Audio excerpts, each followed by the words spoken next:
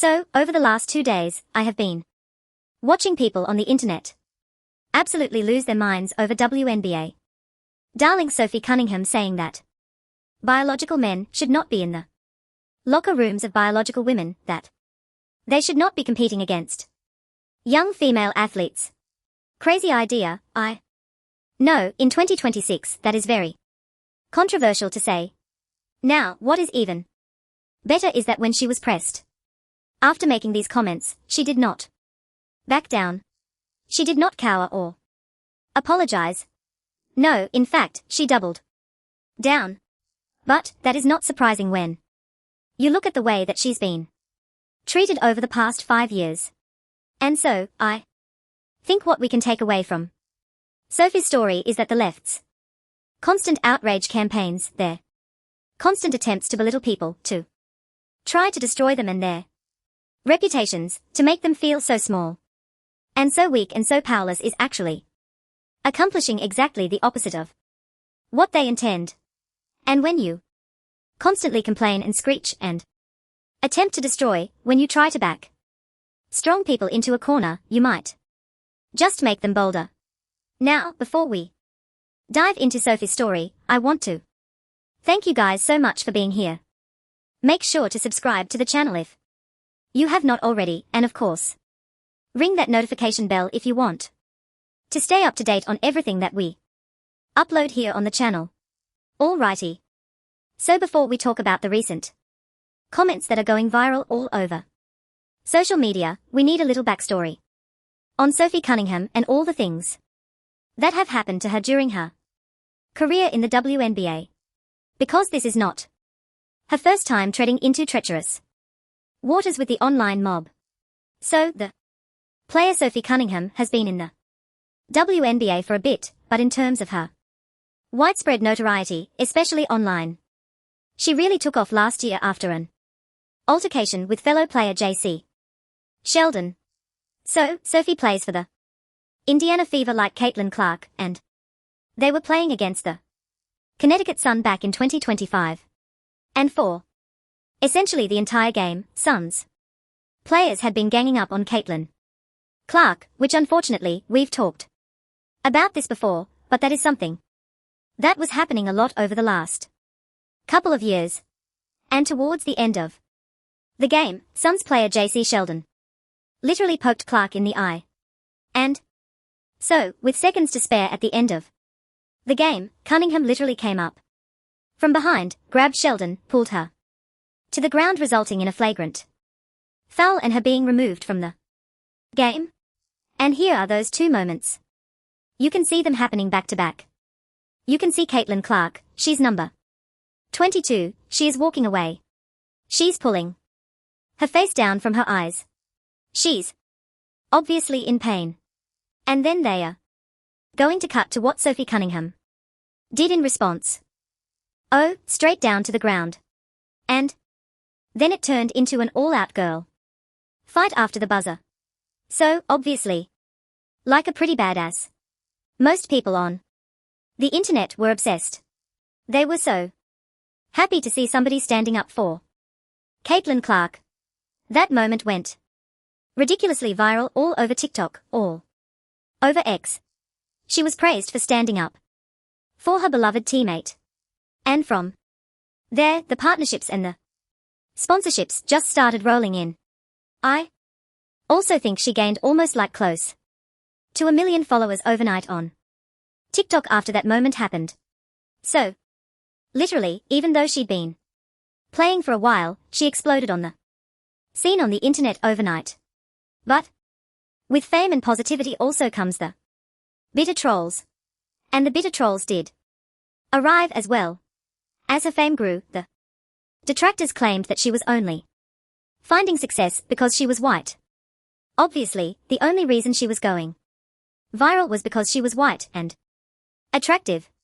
Meanwhile, black players like Angel Reese were getting called aggressive and thuggish or ghetto for having similar dominant behaviors on the court. And it just wasn't fair. For example, in a recent ESPN piece, by the way, this is also the source of the trans controversy, but we will get to that. But in that same ESPN article, a Michigan professor, who by the way is the director of the Center for Race and Ethnicity in Sport at the university, said the moniker that has often been associated with Sophie is that she is the enforcer. Black female athletes, when they are too aggressive, it's labeled as classless or dangerous. That's hostile. That's violent. That language matters, Armstrong says. It tells a story.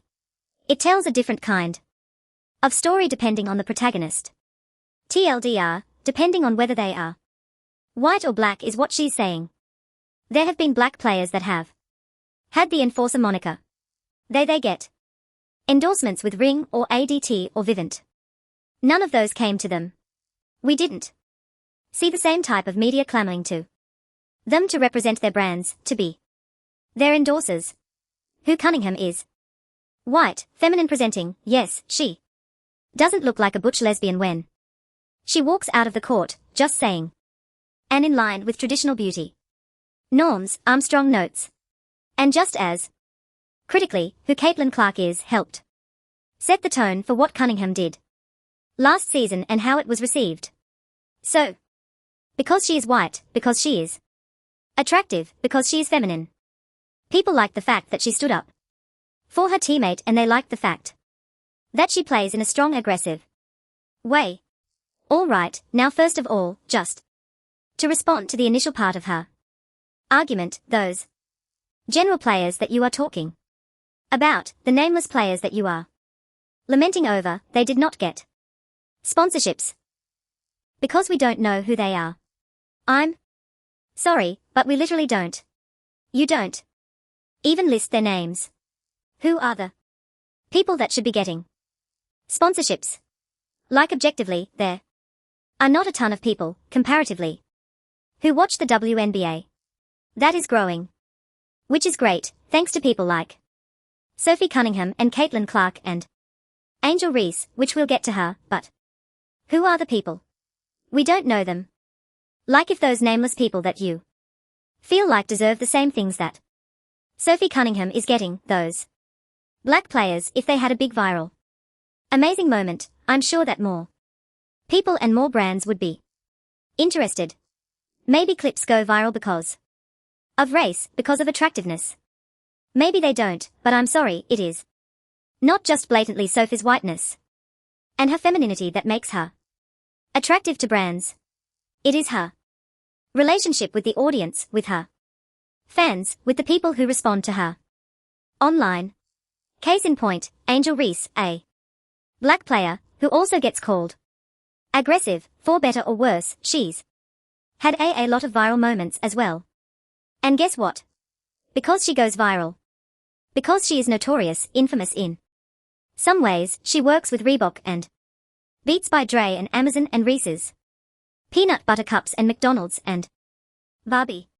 Like, come on, people. It's not like she gets no sponsorships. That is a black woman, a black female player. Appears Sophie Cunningham and has very similar opportunities.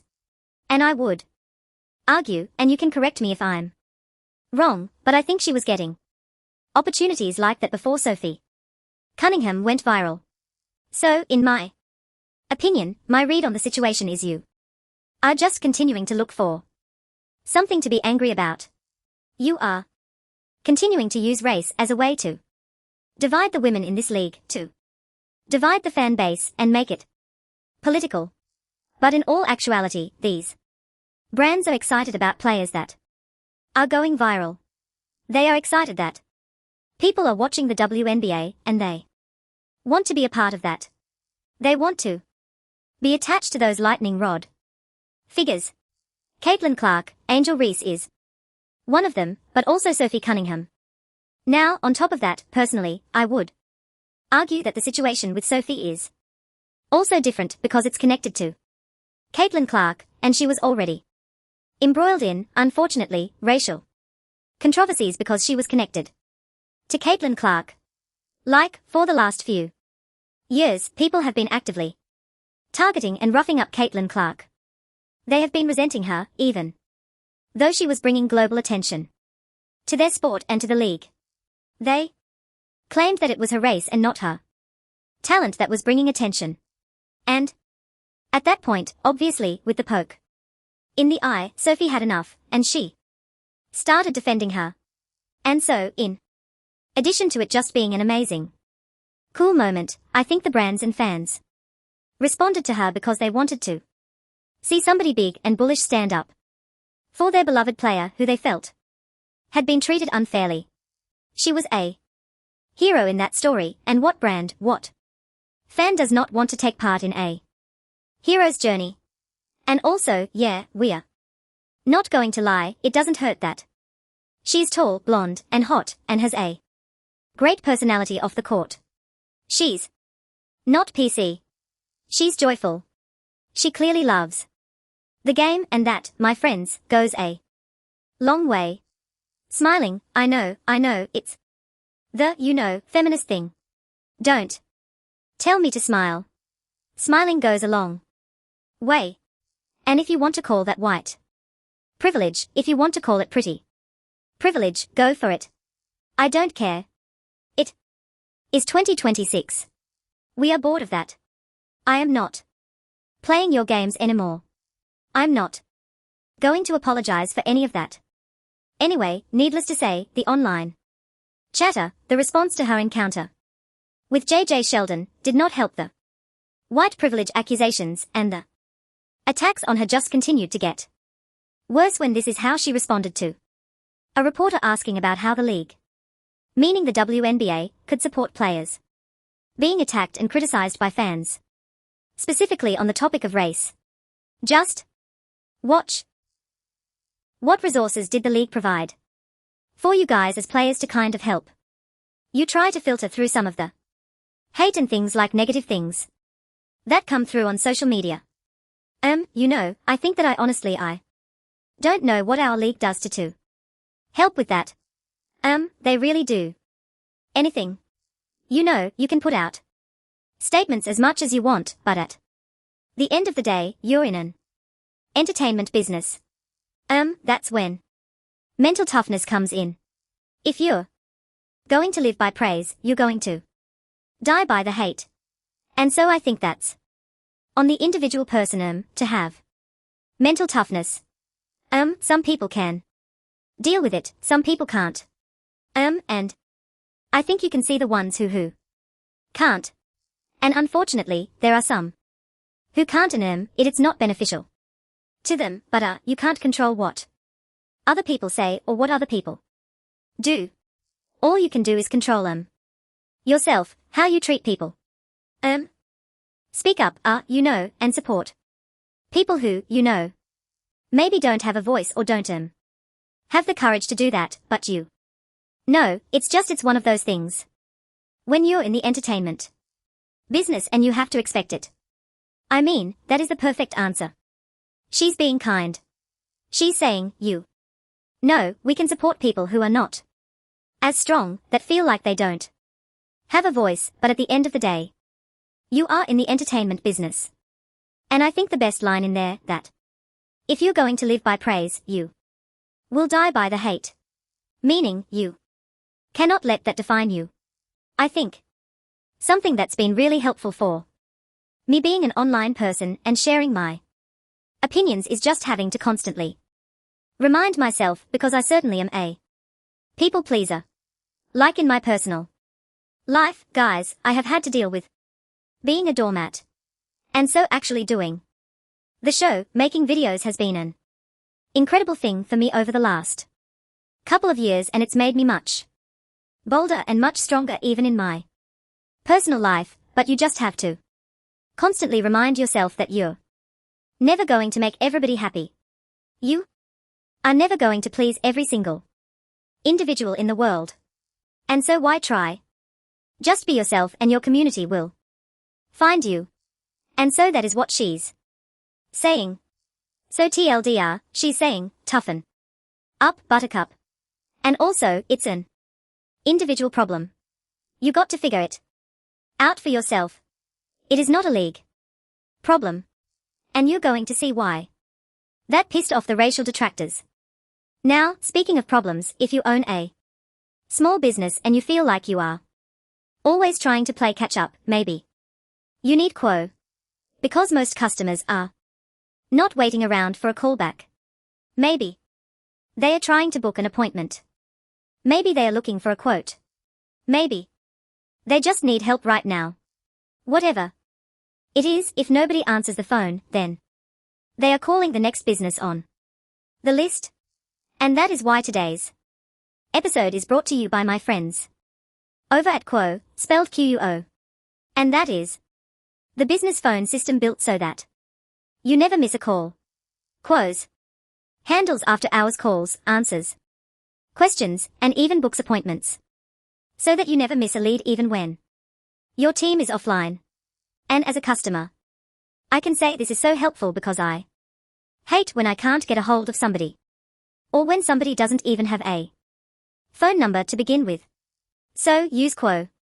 And whether you are in the middle of a busy workday out meeting clients or simply closed for the night, Quo keeps your business available when your customers need you most.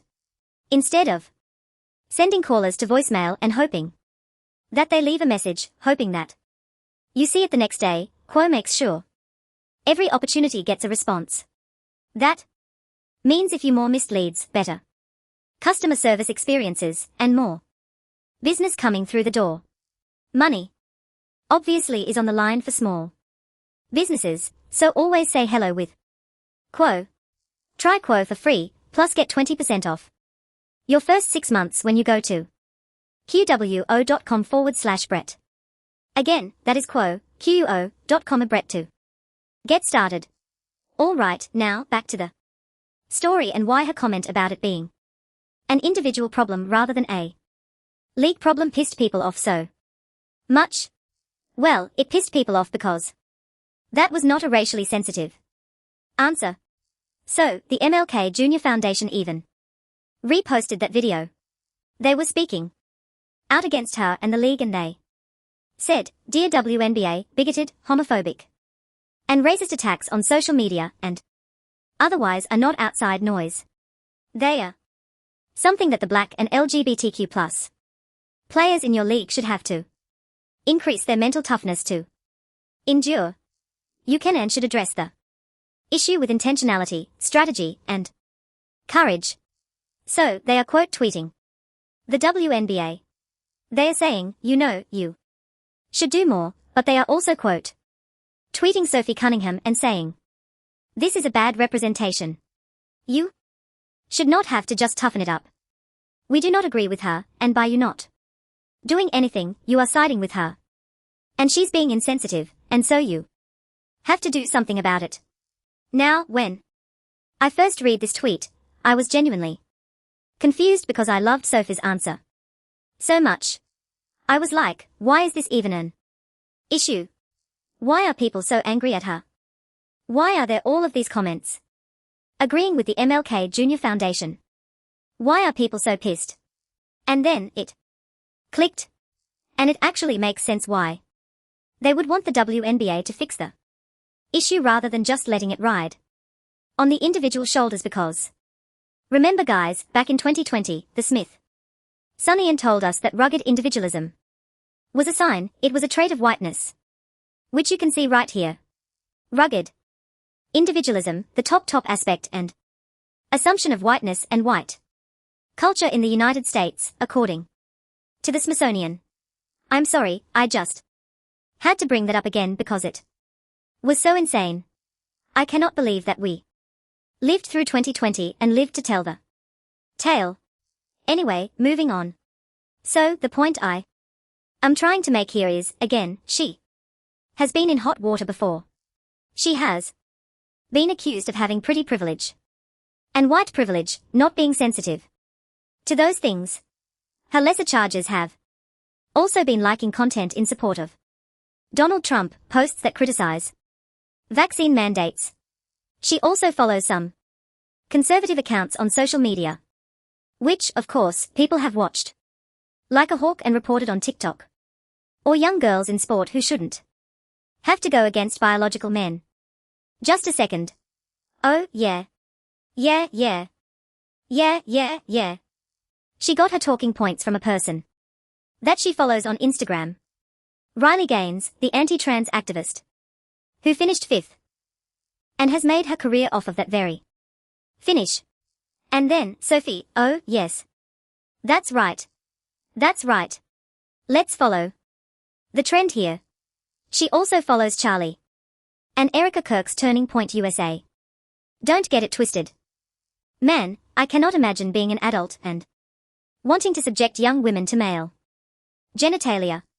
I cannot imagine being an adult and wanting to subject young children to gender confusion that could leave their bodies with irreversible damage that could render them sterile, unable to have any kind of sexual pleasure, unable to orgasm later in their life.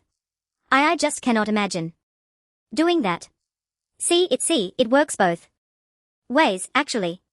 The majority of people in the comments were agreeing with this. Man, they were very pissed at Sophie Cunningham. But one person said, haha. Wow, so she can't follow people without people questioning her opinion. I follow people on both sides. Like genuinely, I don't know what Sophie Cunningham's politics are.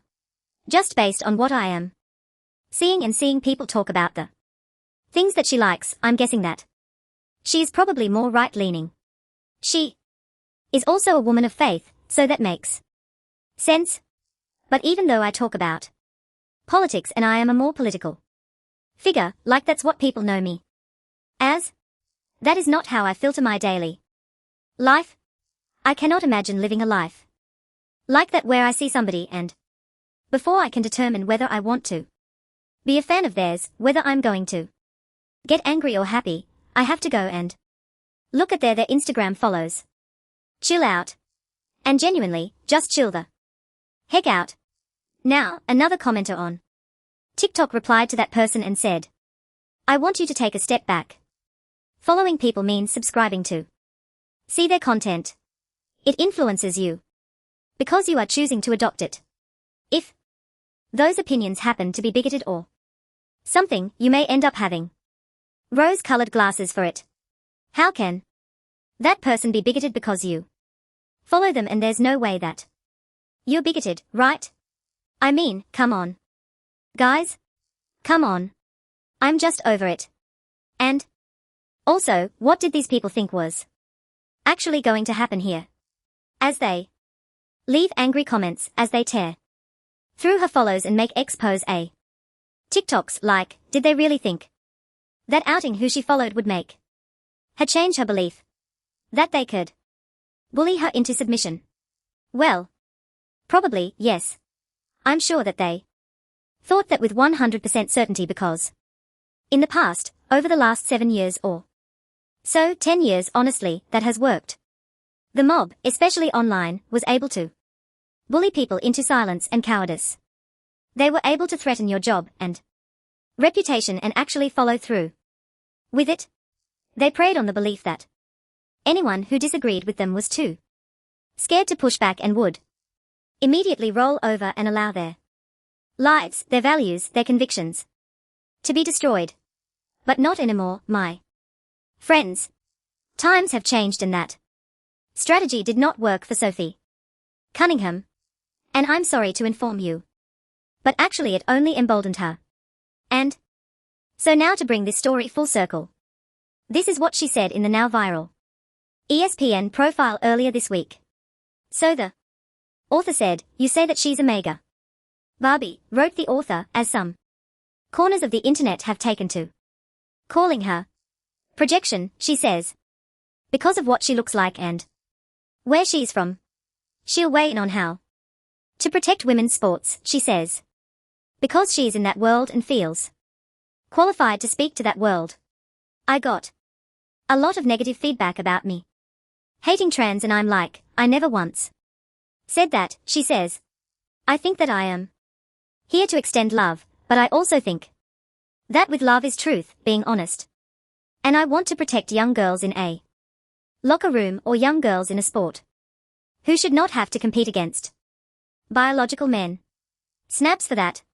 But she Also insists that none of this is some Rosetta Stone to unlocking the true nature of her political worldview.